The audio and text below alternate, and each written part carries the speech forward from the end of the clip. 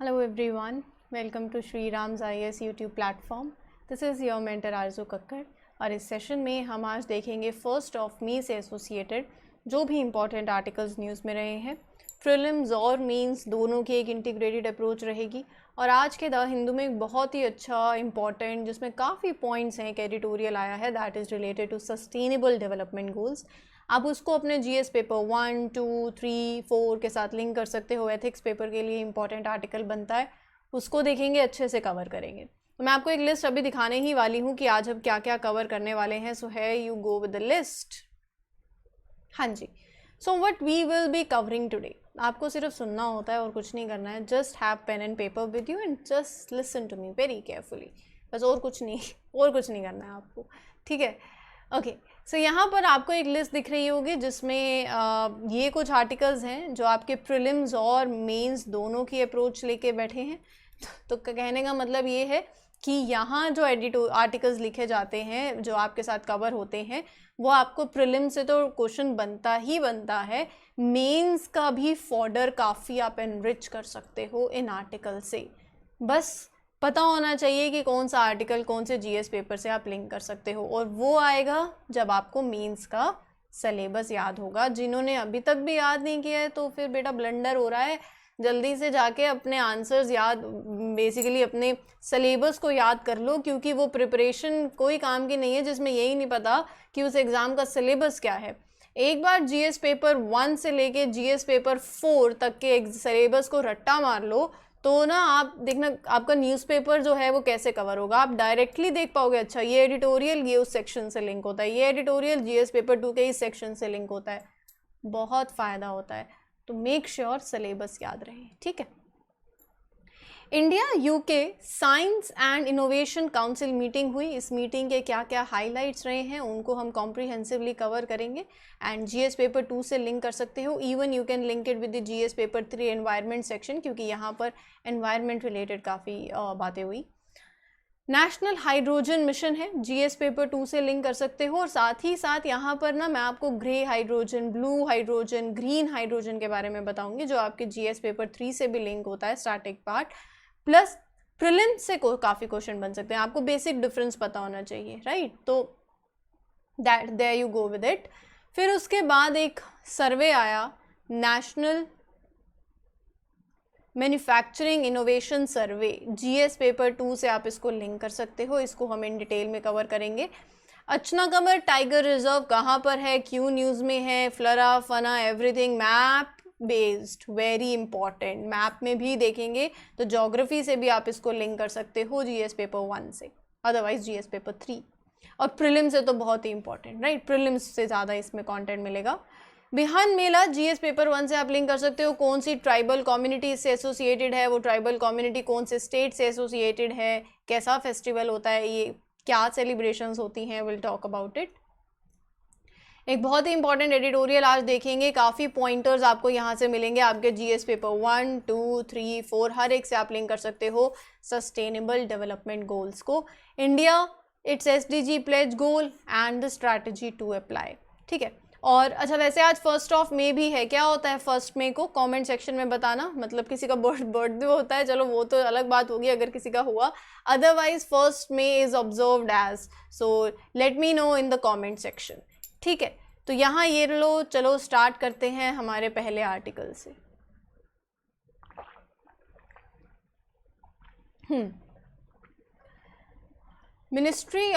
Union Minister of Ports, Shipping and Waterways recently said that as per National Hydrogen Mission of the country, green hydrogen bunkers and refueling facilities will be established in all the major ports by 2035. So basically क्या बात हो रही है, बात यही है कि यहाँ पर ports पे you will have the places जहाँ पर where ships and other vehicles they can go to get fuel, और वो fuel that is made by green hydrogen, right. So green hydrogen क्या है वो मैं आपको बताऊंगी ही सही. So this facility of refuelling through green hydrogen will be there is a plan to create it in all the major ports of the country by target year 2035. अब बात करते हैं थोड़ा नेशनल हाइड्रोजन मिशन की। क्या है ये mission? ये मिशन चाहता है कि इंडिया को हम एक ग्लोबल हब बनाएं। किस चीज़ का? For production, utilisation and export of green hydrogen and its derivatives. India में प्रोडक्शन, यूटिलाइजेशन और ग्रीन हाइड्रोजन का एक्सपोर्ट भी। तो वैसे इंडिया एक ग्लोबल हब बने, और इसको मिशन को अप्रूव किया गया था 2022 में 4 जनवरी को। ठीक है, ग्रीन हाइड्रोजन क्या होता है ये भी तो पता होना चाहिए। ग्रीन हाइड्रोजन क्या है? पानी है, इसकी इलेक्ट्रोलिसिस करी, इलेक्ट्रिसिटी दी। वो इलेक्ट्रिसिटी कहाँ से आ रही है? Renewable source of energy, solar energy, wind energy. तो फिर इलेक्ट्रोलिसिस से जो हाइड्रोजन आपने ली दैट इज ग्रीन हाइड्रोजन। क्यों? क्योंकि जो इलेक्ट्रिसिटी प्रोवाइडेड है ना वो रिन्यूएबल सोर्स ऑफ एनर्जी से आ रही है, जिसका एनवायरनमेंट पे ज़्यादा नुकसान नहीं होगा। सो इसीलिए हम इस हाइड्रोजन को ग्रीन हाइड्रोजन बोलते हैं। तो इंडिया का ये जो मिशन है इसके कुछ प्रोजेक्टेड आउटकम्स हैं जो आपके लिए इंपॉर्टेंट हो जाते हैं जानने।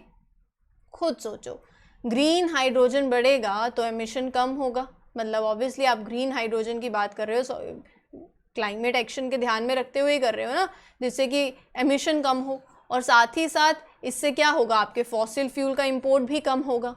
बिल्कुल होगा। जॉब अपॉर्चुनिटीज़ बढ़ेंगी, बिल्कुल बढ़ेंगी। So development of green hydrogen production capacity of at least 5 million metric ton, ये इस मिशन का outcome that is projected by 2030 per annum, with an associated renewable energy capacity addition of 125 gigawatt in the country. देखो, over ₹8 lakh crore in the total investment. एक तो ये 8 लाख करोड़ की total investment, 6 lakh jobs की creation होगी। फॉसिल फ्यूल के जो इंपोर्ट्स हैं ओवर 1 लाख करोड़, उसमें रिडक्शन देखने को मिलेगी। और जो 50 million metric tons of annual greenhouse gas emissions की नियरली इतने की अबेटमेंट रिडक्शन। ठीक है, तो ये इस मिशन के आउटकम्स हैं। अब हमारे लिए और भी इम्पॉर्टेंट है ग्रे हाइड्रोजन, ब्लू हाइड्रोजन और ग्रीन हाइड्रोजन को जानना। ग्रीन हाइड्रोजन तो मैंने बताया आपको, it is produce using electrolysis of water with electricity generated by renewable energy. Blue hydrogen, अच्छा ग्रे हाइड्रोजन क्या है? ग्रे हाइड्रोजन सिंपली पता चल रहा है वो hydrogen that is produce via coal, right. अब उससे क्या होगा? ऐश जनरेट होगा, पॉल्यूशन होगा, मोस्टली कार्बन इंटेंसिव प्रोसेस है ये। ब्लू हाइड्रोजन के अंदर बस बात ये है कि it is produce, this hydrogen is also produce via coal gasification, लेकिन आप ऐसी टेक्नोलॉजी का यूज कर रहे हो जिसमें जो गैसेस निकल रही हैं तो आप क्या कर रहे हो? कार्बन कैप्चर कर रहे हो वहां पर। You found a way in this blue hydrogen की यहाँ पर using a special technology or capturing the carbon emissions that are created during this process, इससे कि environment better होगा, pollution नहीं होगा। so it is combined, blue hydrogen के अंदर it is combined with carbon capture storage। ठीक है, तो ये बहुत बेसिक सा डिफरेंस है जो आपको याद में रखना है, अगर आपसे सवाल पूछ लिया जाए तो बता देना। ठीक है, चलिए अब चलते हैं अगले आर्टिकल के ऊपर। एक टाइग्रेस को कैप्चर किया गया after it killed 2 persons and injured another in Chhattisgarh की सुरजापुर डिस्ट्रिक्ट में and was recently released in Achanakmar tiger reserve. कहाँ पर है ये? छत्तीसगढ़ में है। अभी मैप में दिखाऊंगी। छत्तीसगढ़ में कहाँ पर? बिलासपुर डिस्ट्रिक्ट के अंदर। कब टाइगर रिजर्व डिक्लेयर किया गया था? 2009 में। Achanakmar Amarkantak biosphere reserve है। It is this tiger reserve is a huge part of it. Maniyari river यहाँ से फ्लो करती है, whatever you pronounce it as. और यहाँ पे ये जो कॉरिडोर है ये कनेक्ट करता है कान्हा और बांधवगढ़ टाइगर रिजर्व्स को and play a very critical role in the dispersal of tigers among these reserves.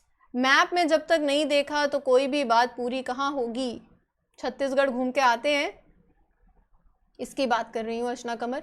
और ये आप देखो थोड़ा सा एमपी में एंटर करो तो इधर कान्हा है, ऊपर बांधवगढ़ है, झारखंड में पलामाऊ है, उड़ीसा में सतकोसिया एंड छत्तीसगढ़ में नीचे देखो तो पहले देखो नॉर्थ टू साउथ भी पता होना चाहिए। ऊपर अचना कमर, फिर उदांती सीता नदी, देन इंद्रावती, राइट। तो ये अरेंजमेंट भी आनी चाहिए।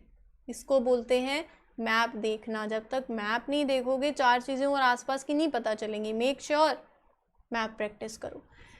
ट्रॉपिकल डेसिडियस फॉरेस्ट देखने को मिलते हैं यहाँ पर। सॉल, बैम्बू और मेडिसिनल प्लांट्स, टाइगर, लेपर्ड, ये सब स्पीशीज आपको यहाँ देखने को मिलेंगी। Sambar, wild dog, right, Indian giant squirrel, तो ये सब है यहाँ पर।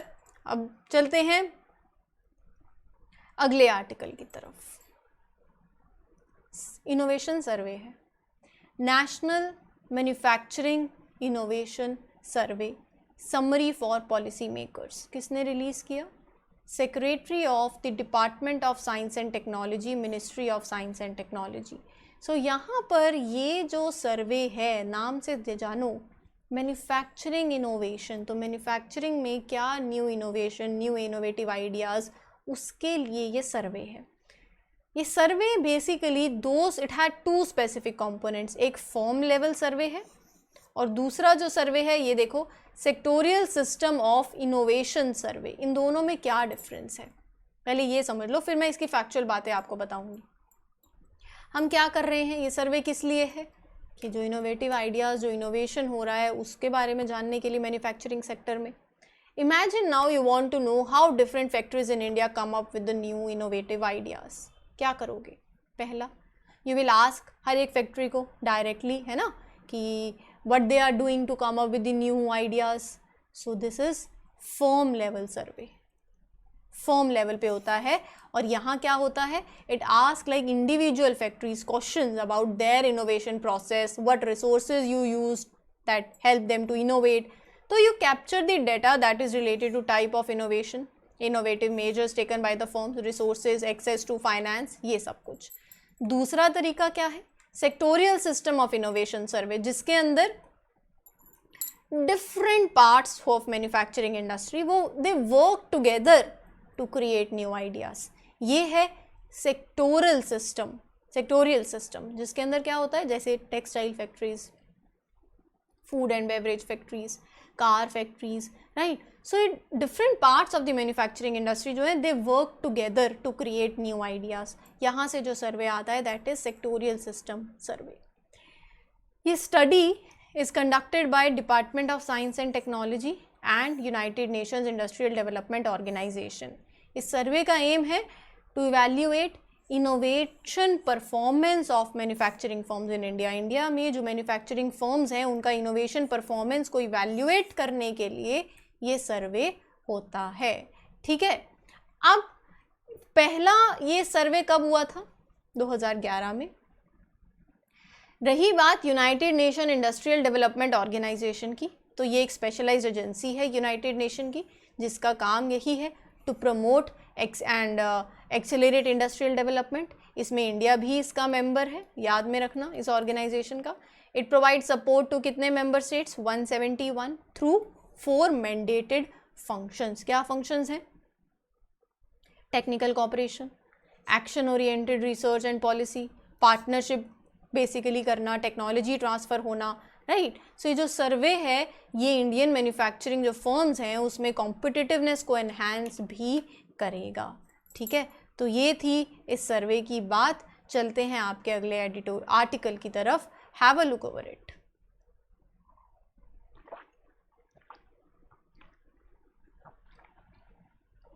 पानी पीना बहुत ज़्यादा ज़रूरी है, सेशंस ले लेके आवाज़ चली जाती है ना। वैसे भी पानी पीना चाहिए, अच्छी बात होती है। आप तो मतलब 7 सेशन सुनते सुनते भी पानी पी सकते हो, ठीक है। चलिए अब चलते हैं, अगला आर्टिकल देखते हैं। इंडिया और यूके की बात है यहाँ पर। एक मीटिंग थी, India UK science and innovation council meeting. तो India and United Kingdom announce the establishment of net zero innovation virtual centre. इसकी बात करेंगे हम। Net zero innovation virtual centre, जिसका एम क्या है, जो आपके क्लाइमेट चेंज और एनवायरमेंटल टारगेट्स हैं ना, उसको एड्रेस करना। ये एक जॉइंट इनिशिएटिव होने वाला है। Will talk about now net zero innovation virtual centre. ये एक इंडिया और यूके का जॉइंट इनिशिएटिव है, जिसमें क्या होगा, they will enhance there cooperation on science and technology, specially on climate change and environmental issues. कितना हम डिस्कस करते हैं, अभी हमने ग्रीन हाइड्रोजन की बात करी है, मैन्युफैक्चरिंग प्रोसेस के अंदर डीकार्बोनाइजेशन, ट्रांसपोर्ट सिस्टम्स में क्या कर रहे हैं, कैपेसिटी बिल्डिंग और कैसे करनी चाहिए। तो यहाँ एक ये प्लेटफॉर्म है जो कि it will bring stakeholders from both the countries together to work on some of the focus areas like decarbonization of manufacturing process and transport system, green hydrogen as a renewable source. तो जो आपके goal है ना net zero emission, balancing the greenhouse gas emissions and उसको support करना है यहाँ पर. इट विल फैसिलिटेट दोनों पार्टनर्स जो बेसिकली कंट्रीज हैं, they will exchange the knowledge, innovation, research and development, capacity building, policy dialogue between the two countries. So that is with respect to this particular net zero innovation virtual center. और देखो UK has emerged India's second largest international research and innovation partner. तो यहाँ पर industry level पे collaboration, academic level पे collaboration एक opportunity provide करेंगे दोनों कंट्रीज को to cooperate and to develop new products together for the economic growth of the both nations also, right? So these are the other things, other highlights of these meetings also. Technological cooperation हो गया, industry level पे collaboration हो गया, economic capabilities level पे how you will enhance. तो ये जो हैं they were the highlights of these meetings. ठीक है, चलो moving on. एक आर्टिकल है that is regarding बिहान मेला. कौन सी ट्राइब की हम बात करेंगे? कोंड ट्राइब. ये ट्राइब जो है it is famous in Orissa, right? So the members of this tribe in Orissa have added one more event to their calendar of festival celebrations, Bihan Mela. ये मेला सीड फेस्टिवल के नाम से जाना जाता है जिसमें फार्मर्स पार्टिसिपेट करते हैं और जैसे ही खरीफ क्रॉप की हार्वेस्टिंग होती है so preparations begin as soon as farmers have harvested these crops, जिसके अंदर पैडी, मिलेट्स, मेज, इनके both hybrid and indigenous varieties हैं. आप ये विमेंस देख रहे हो. सो विमेंस यहाँ पर दे आर मतलब इस फेस्टिवल के आप बोल सकते हो जिसमें हेल्म ऑफ दिस फेस्टिवल, जहाँ पर they collect the seeds of the indigenous varieties और ये अर्दन पोट्स के अंदर ना ये वो स्टोर करते हैं. And finally they decorate the pots with red and white motifs, head it take it on their head to the village जहाँ पर फेयर इज बीइंग ऑर्गेनाइज. तो ये it was introduced to help farmers to return to their traditional ways of farming like mixed cropping. अब ये mixed cropping क्या है? अगर आप इन सेशंस के साथ रेगुलर हो तो हमने कवर किया है. कैसे किया है? प्रीवियस ईयर क्वेश्चंस के थ्रू. यूपीएससी पूछ चुकी है क्रॉपिंग पैटर्न्स पे सवाल और हमने कवर किया है. तो आपके लिए आज होमवर्क है, क्रॉपिंग पैटर्न्स आप पढ़ोगे, बहुत इंपॉर्टेंट है. प्रीवियस ईयर क्वेश्चंस भी हो चुके हैं. सो यहाँ से आज मिक्स क्रॉपिंग आपके लिए होमवर्क में जाता है. मेक श्योर कि आप मिक्स क्रॉपिंग के बारे में पढ़ें, ठीक है? रही बात कौन ट्राइब की, तो एक ये ट्राइबल ग्रुप है जो कि that is found in Orissa in the eastern India and it has several sub tribe. For instance Dongria, Kovi, Languli, तो whatever you pronounce it as. तो यहाँ पर ये जो ट्राइबल हैं they speak languages like called as Kui and Kuvi. So in languages का they have no script of its own. Like for writing Kui, Odia script is used, right? And for Kuvi, Telugu script is used. So these belong to the Dravidian language family, have strong similarities with Telugu, Tamil and Kannada. ठीक है, तो ये तो हो गए आपके आज के इम्पॉर्टेंट आर्टिकल्स. सेशन ख़त्म नहीं हुआ है. बहुत अच्छा आर्टिकल द हिंदू के अंदर आया, that is India, it's sustainable development goal, pledge goals and the strategy to apply. ये आर्टिकल पहले तो हम SDG के बारे में जानेंगे. फिर ये आर्टिकल कहता है कि इंडिया बहुत अच्छा कर रहा है with respect to certain indicators, जहाँ पर परफॉर्मेंस बहुत अच्छी है, वहीं पर कुछ इंडिकेटर्स पे परफॉर्मेंस अभी we have to improve, right? फिर दूसरा पॉइंट ये आर्टिकल कहता है कि कुछ स्टेट्स में कुछ इंडिकेटर्स में परफॉर्मेंस बहुत अच्छी है, वहीं कुछ स्टेट्स में इंडिया में उन्हीं इंडिकेटर्स पे परफॉर्मेंस अच्छी नहीं है. इसका मतलब विद इन इंडिया एक ही इंडिकेटर में कोई स्टेट अच्छा कर रही है, कोई नहीं कर रही है, तो वो डिस्पैरिटीज़ हैं, राइट? फिर ये कहते हैं कि कोविड-19 के टाइम पे जो आपने अप्रोच ली वो बहुत बढ़िया अप्रोच थी. अब वो अप्रोच जो है आपके जो सस्टेनेबल डेवलपमेंट गोल्स का प्लेज गोल जो हम चाहते हैं बाय 2030 टू अचीव, तो वो जो आपका फ्रेमवर्क रहा है उस टाइम पे, आप जो अपने वो होता है ना, कभी कभी हम कुछ ऐसा कर जाते हैं जो अपनी प्रिपरेशन के टाइम पे भी होता है कि ऐसा सोचा नहीं था कि हम इतना अच्छा कर पाएंगे और हम कर जाते हैं। सो वो ये आर्टिकल कह रहा है कि कोविड-19 पे जैसे आपने रिस्पॉन्स दिया, आप उससे कैसे बाहर आए, वो चीज़ें वहाँ से आप इम्प्लीमेंट कर सकते हो in this particular mission also, जहाँ पर हम बात करते हैं हमारे सस्टेनेबल गोल्स की and the strategy to apply. ठीक है, चलिए अब पढ़ते हैं SDG, सस्टेनेबल डेवलपमेंट गोल्स। पहले तो ना सारे 17 आपको याद होने चाहिए, यही आपका यूपीएससी का सिलेबस है। एक बार SDG पढ़ो तो सही, आपको लगेगा यही तो सिलेबस है।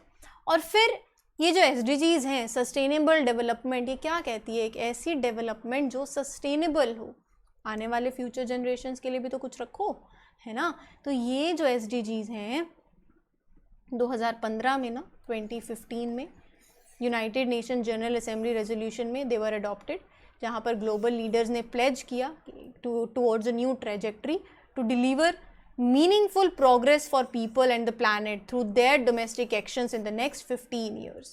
So sustainable development goals are goals, actions to end poverty, protect the planet, ensure that by 2030 all the people enjoy peace and prosperity. So there are total of 17 interlinked goals. Interlinked है। पहला SDG क्या कहता है? No poverty। दूसरा no hunger। तीसरा good health. चौथा quality education. ये सारे देखो यही तो है आपके यूपीएससी सिलेबस। अगर आप देखो तो जेंडर इक्वालिटी की बात करता है, clean water and sanitation, sustainable development goal 6, ये आपको पता होना चाहिए। गोल 1, 2, 3, 4, 5, 6 एग्जैक्टली हर एक गोल का क्या कहना है। जैसे गोल 9 इनोवेशन और इंफ्रास्ट्रक्चर की बात कर रहा है, गोल 8 इकोनॉमिक ग्रोथ की, राइट। गोल 7 रिन्यूएबल एनर्जी की, अभी हमने हाइड्रोजन मिशन देखा। Sustainable goal 13 climate action, life below water, life on land. Goal 15 है peace and justice. Goal 16 partnership for the goals 17। तो ये सारे गोल्स आपको मालूम होने चाहिए, अच्छा रहेगा। ठीक है, चलिए आगे आर्टिकल कहता है गुड न्यूज़ है कि इंडिया ऑन टारगेट है ऑन मीटिंग दीज गोल्स। वैसे जो मतलब इनिशियली आर्टिकल में मेंशन है कि जिस पेस से अभी हम चल रहे हैं वो पेस बहुत स्लो है अगर आप अचीव करना चाहते हो SDGs को, लेकिन यहाँ पर कुछ इंडिकेटर्स में इंडिया ऑन टारगेट है, चाहे नियोनेटल और अंडर 5 मोर्टेलिटी इंडिकेटर हो, full vaccination, improve sanitation, electricity, we are doing well. लेकिन अनफॉर्चुनेटली ये जो हम ऑन टारगेट है ना, it does not apply equally across all the districts. यही तो बात है, कहीं पर अच्छा है वही सेम इंडिकेटर कहीं पर बहुत अच्छा है और कहीं पर अच्छा नहीं चल रहा है, तो वो डिस्पैरिटी है, equally across all the districts नहीं है, राइट। जैसे कि नियोनेटल और अंडर 5 मोर्टेलिटी ही देख लो, it is not same in all the districts. देखो जो आप इम्प्रूव्ड सैनिटेशन की बात करते हो उसमें भी you can exclude 129 districts that are not on the course to meet these indicators. इसका मतलब एक ही चीज़, कोई डिस्ट्रिक्ट अच्छा कर रही है, कोई डिस्ट्रिक्ट अच्छा नहीं कर रही है, राइट। जैसे कि 415 and 278 districts are off target for improved water and hand washing facilities. ये देखो 19 of the 33 SDG indicators the current pace for improvement is not, अभी जिस पेस से चल रहे हैं that is not enough to meet the SDG targets. आप push, आपके पास नेशनल पॉलिसी है that is for clean fuel for cooking, बिल्कुल है, लेकिन 2/3 डिस्ट्रिक्ट जो हैं अभी भी they remain the of target. इसका मतलब हर एक डिस्ट्रिक्ट में वो इक्वालिटी नहीं है, एक इंडिकेटर पे पूरा इंडिया अच्छा कर रहा है ऐसे नहीं हो रहा है। और इंडिकेटर्स अगर मैं ओवरऑल बात करूं 2016 से 2021 की, तो हमने vast majority of the districts ने इंप्रूव किया है, चाहे एलिमिनेटिंग एडोलेसेंट प्रेगनेंसी हो, reducing multidimensional poverty, women having bank accounts, तो we have improved on that. सबसे ज़्यादा कंसर्न SDG इंडिकेटर का है विमेंस वेलबींग और जेंडर इनइक्वालिटी पे। कोई भी डिस्ट्रिक्ट इंडिया के अंदर ऐसी नहीं है जिसने सक्सीड किया हो in eliminating the practice of girl child marriage before the legal age of 18 years. Current pace पे अगर बात करूं, मोर देन 3/4 डिस्ट्रिक्ट्स मतलब 539 they will not be able to reduce the girl child marriage to this SDG target 0.5% by 2030. ये target आप अभी achieve नहीं कर पाओगे जिस पेस से चल रहे हैं. सरप्राइजिंग नहीं है, अनसरप्राइजिंगली देखो इसके चलते क्या हो रहा है. देखो other indicators, teenage pregnancy, partner violence, they are also मतलब इशूज. एंड दी जहाँ पर इंडिया को as a priority in issues पे भी काम करने की बहुत ज़रूरत है, that may be track back to child marriage. They are the issues that India needs to escalate as priorities. India में मोबाइल फोन्स का एक्सेस अभी देखो 56%, only 56% report owning a mobile phone.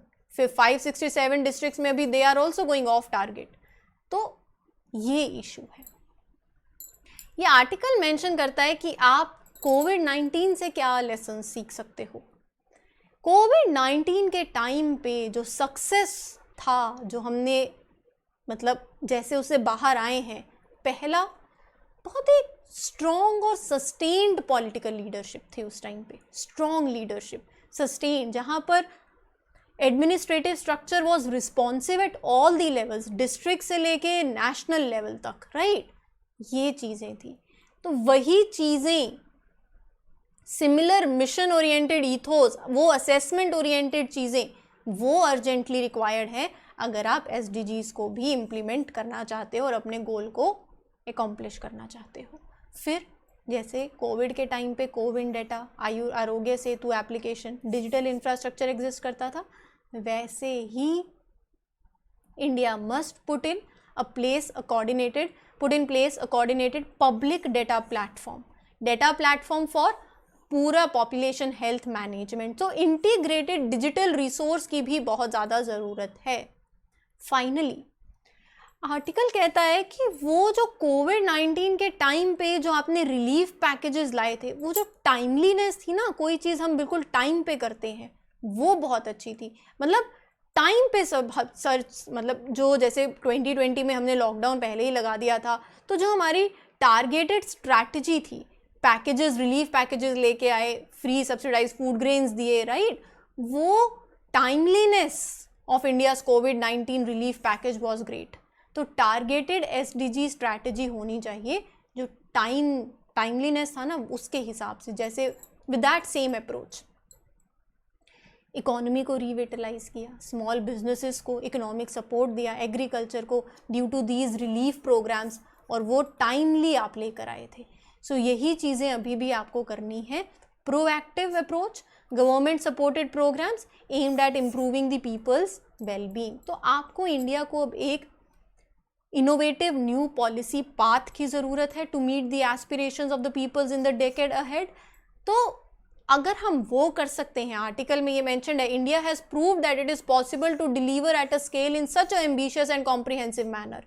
तो वही आप यहाँ पर भी कर सकते हो to succeed in meeting these SDG targets, specially those related to population health and wellbeing, basic quality infrastructure, gender equality, वही चीज़ें, right. Nation wide effort would be the need of the hour. तो बहुत ही अच्छा article था जिसको हमने cover कर लिया है. आई होप आपको ये सेशन अच्छा लगा है. This is your mentor Aarzoo Kakkar signing off. Will meet you in the next one. Session अच्छा लगता है तो don't forget to like, share and subscribe the channel. Thank you everyone. Take care.